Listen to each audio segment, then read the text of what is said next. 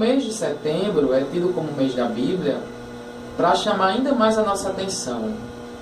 Chamar a nossa atenção para este livro sagrado, que é o verdadeiro tesouro que nós devemos carregar. Um tesouro que está ao alcance de todos. Basta que a gente queira, basta que a gente tenha interesse, basta que a gente se dê conta do quão importante é esta palavra para a nossa vida. E o mês de setembro ele foi escolhido como mês da Bíblia em virtude da celebração do dia de São Jerônimo, que nós vamos celebrar no próximo sábado, é o último dia do mês, dia 30 de setembro. São Jerônimo, que foi um apaixonado pela Bíblia, um homem que devotou a sua vida, dedicou a sua vida inteiramente à pregação da palavra de Deus e, sobretudo, à tradução da Bíblia. A Bíblia, como nós sabemos, ela foi escrita originalmente em 3 línguas. Foi escrita em hebraico, aramaico e grego.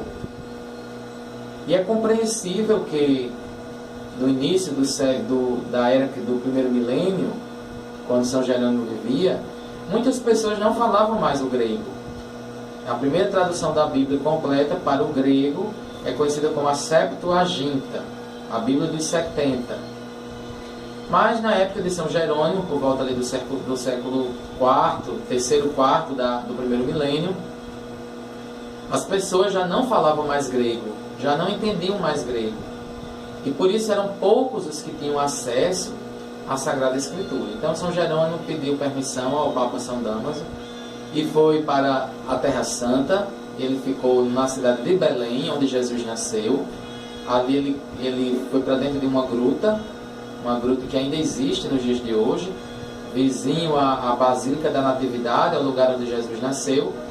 E lá ele, numa espécie de retiro, de mosteiro, de vida contemplativa, ele se dedicou inteiramente à tradução das Sagradas Escrituras para o latim.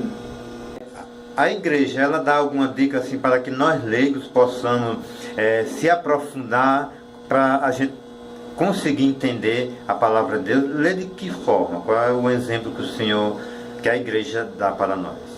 Olha, existem várias maneiras de se ler a Bíblia, várias maneiras. Há quem gosta de ler de capa a capa, do início, começando no livro do Gênesis, seguindo o cânon, aquele cânon, livros Pentateuco, depois livros históricos, livros proféticos, livros sapienciais e depois entrando no Novo Testamento. Porém, uma advertência que eu faço é que os livros da Bíblia, eles foram escritos em épocas diferentes e em contextos diferentes. Então, muitas vezes, as pessoas até começam com muita boa vontade a ler o livro do Gênesis, que é muito gostoso, o livro do Êxodo, que é maravilhoso. Quando chega no livro do Levítico, aí o povo cai das pernas. Porque o livro do Levítico é um livro que foi escrito dentro de um contexto específico, sacerdotal.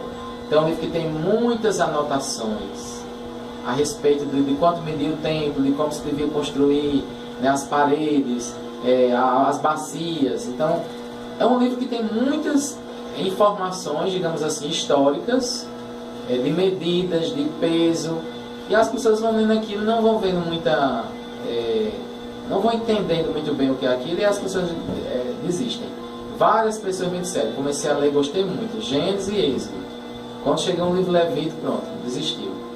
E aí depois não tinha Números, Deuteronômio. O livro Deuteronômio também é um livro que tem muitas nuances diferentes. Então eu, particularmente, sempre gosto, quando as pessoas dizem, eu quero ler a Bíblia toda, como é que eu faço? Eu digo, por mim, comece pelo Novo Testamento. Comece por Jesus, que é o coração do Evangelho. Lê os Evangelhos, lê o livro dos Atos dos Apóstolos, que é a continuação daquilo que o Espírito Santo fez na igreja. Lê as cartas de São Paulo, lê as cartas católicas, as cartas de São Pedro, Judas.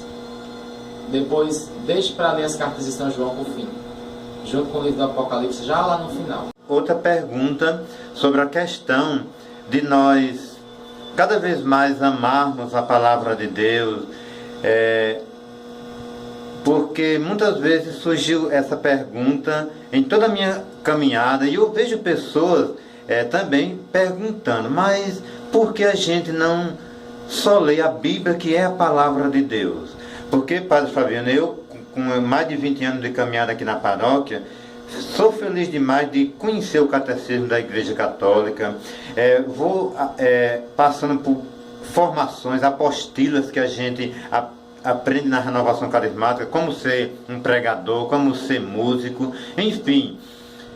Como é que o Senhor dá esse exemplo, dessa diferença, para que a gente não siga somente a Bíblia? Porque eu compreendo, eu como leigo, compreendo que a palavra de Deus vem também no catecismo e também nas formações. Então, como é que o Senhor conclui com esta mensagem final? Olha, veja bem, sem dúvida, nós temos que dizer que a palavra de Deus, ela tem a primazia, porque é palavra revelada, revelação. Então a Sagrada Escritura é, sem dúvidas, de tudo que a igreja tem, de todo escrito que a igreja possui, é o que há de mais importante, porque é a palavra de Deus. Só entrou no cânon da Bíblia aquilo que a igreja reconheceu como inspirado por parte de Deus. Todas as outras coisas que existem, boas, oportunas, interessantes, necessárias, são menores do que a palavra de Deus. A palavra de Deus, ela está em primeiro lugar. Obviamente ela está em primeiro lugar. Porém, essa ideia de que só a Escritura basta, ela é contrária ao próprio espírito da Escritura. Você não vai achar em nenhum lugar da Bíblia dizendo que só a Escritura basta. Não vai achar na Bíblia nenhum lugar disso. Pelo contrário, a Bíblia até diz, olha, muitas outras coisas foram escritas, foram ditas, foram feitas, que não estão aqui nesse livro, porque é impossível colocar tudo. Então, a compreensão que a igreja vai tendo do mistério revelado ao longo dos anos, essa meditação, esse amadurecimento, essa reflexão teológica da igreja, ela é importantíssima ao lado da Sagrada Escritura. A Sagrada Escritura tem a primazia, obviamente, porém aquilo que a igreja ensina, além do que está na Sagrada Escritura, é um desdobramento do que está na Sagrada Escritura. É uma maneira de refletir, de meditar, de aprofundar aquilo que está na Bíblia, mas que tem os seus desdobramentos, que tem as suas consequências. É assim que se faz teologia. Então, o Catecismo da Igreja Católica, por exemplo, é um compêndio onde se encontram as verdades da fé que nós, como católicos, estamos obrigados a acreditar. Obrigados aqui não no sentido de tolher a nossa liberdade, de nos tornar escravos, não, de jeito nenhum. Obrigados no sentido de que, se nós queremos ser fiéis ao Espírito da Bíblia, se nós queremos ser fiéis à pregação dos apóstolos, se nós queremos ser fiéis à multimilenar tradição da Igreja, nós temos que aceitar as verdades de fé como algo inquestionável. Então, o Catecismo da Igreja Católica, ele complementa a Sagrada Escritura. Ele é importantíssimo. É necessário que todo católico conheça o Catecismo da Igreja Católica.